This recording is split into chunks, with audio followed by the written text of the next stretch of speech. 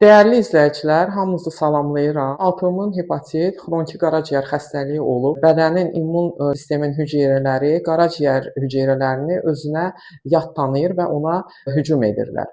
Avtoimmun xəstəlik ən çox qadınlarda rast gəlinir və əlamətləri halsızlıq, qaşınma, oynaqlarda ağrı, sarılıqla müşahidə olunur. Vaxtında düzgün diaqnoz qoyulsa, 80% insanlar 20 il yaşama müddətinə malikdirlər.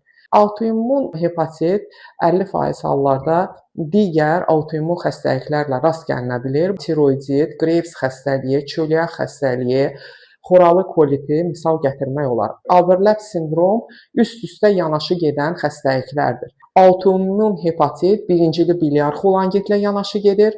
Autoimmun hepatit ikincili biliar xolangitlə yanaşı gedir.